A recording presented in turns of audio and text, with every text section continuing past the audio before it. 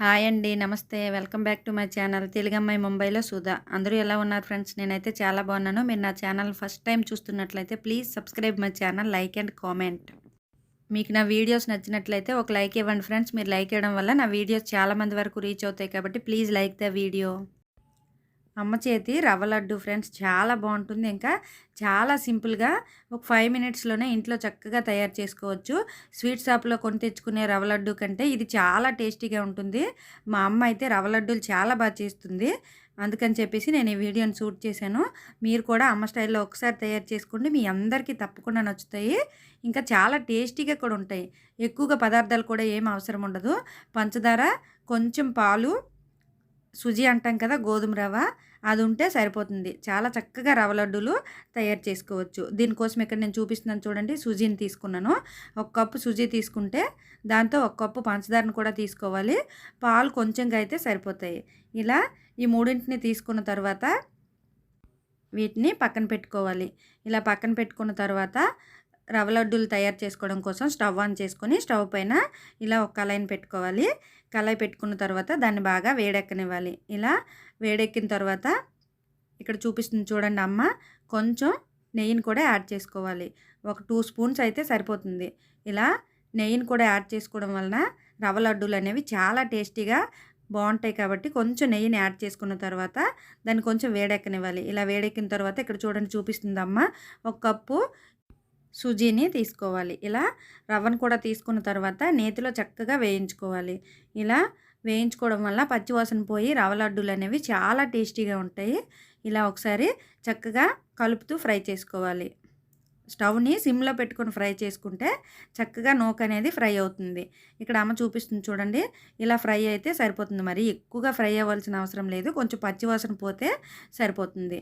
ఇలా వేగిన తర్వాత దాన్ని వేరొక ప్లేట్లో తీసుకొని ఒక హాఫ్ కప్పు వరకు ఎండు కొబ్బరిని కూడా అమ్మ ముందుగా ఫ్రై చేసుకున్న రవ్వలో యాడ్ చేసుకుంది.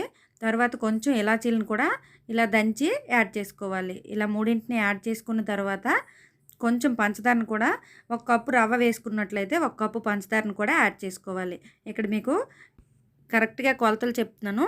ఒక కప్పు రవ్వను తీసుకుంటే ఒక కప్పు పంచదారను తీసుకోవాలి. కొంచెం ఇలాచీని యాడ్ చేసుకున్న తర్వాత ఇక్కడ అమ్మ చూపిస్తుంది చూడండి, అన్నీ కలిసే విధంగా ఒకసారి కలుపుకొని పచ్చిపాలని కొంచెం కొంచెంగా యాడ్ చేస్తూ కొంచెం ముద్ద కట్టే విధంగా కలుపుకోవాలి. ఇక్కడ అమ్మ కలిపి చూపిస్తుంది, ఒకసారి చూడండి. ఇలా బాగా కలుపుకోవాలి. ఎండు కొబ్బరి ప్లేస్లో పచ్చి కొబ్బరిని తీసుకున్నట్లయితే దాన్ని కొంచెం ఫ్రై చేసి యాడ్ చేసుకోవాలి. ఇక్కడ అమ్మ ఎండు కొబ్బరిని తీసుకుంది కాబట్టి డైరెక్ట్గా యాడ్ చేసుకుంది. అదే మీరు పచ్చి కొబ్బరి తురుముని తీసుకున్నట్లయితే కొంచెం ఫ్రై చేసి యాడ్ చేసుకోండి, చాలా టేస్టీగా ఉంటుంది. ఇలా చూడండి అమ్మ ఇక్కడ కలుపుతుంది. ఈ విధంగా కొంచెం ఉండకట్టే విధంగా ఒకసారి బాగా అన్నింటినీ కలిసే విధంగా పచ్చిపాలతో కలుపుకోవాలి.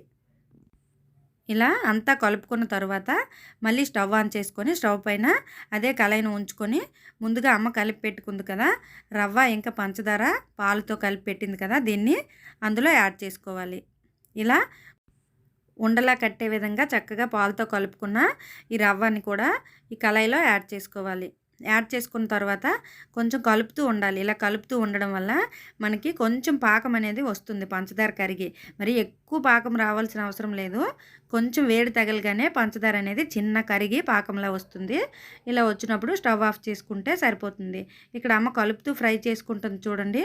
ఇలా కలపడం వల్ల పంచదార నూక అంతా కరిగి కొంచెం లడ్డూలు కట్టడానికి వీలుగా ఉంటుంది.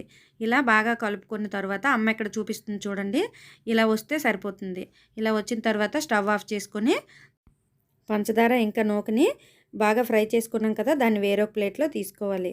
ఇలా చక్కగా వేరొక ప్లేట్లో తీసుకున్న తర్వాత లడ్డూలు కట్టుకోవడం కోసం కొంచెం మన చెయ్యి ఎంత వేడైతే పట్టుకోగలుగుతుందో అంత వేడిలో ఉండలని చుట్టుకోవాలి. ఇక్కడ నేను లడ్డూలను చుడుతున్నాను చూడండి.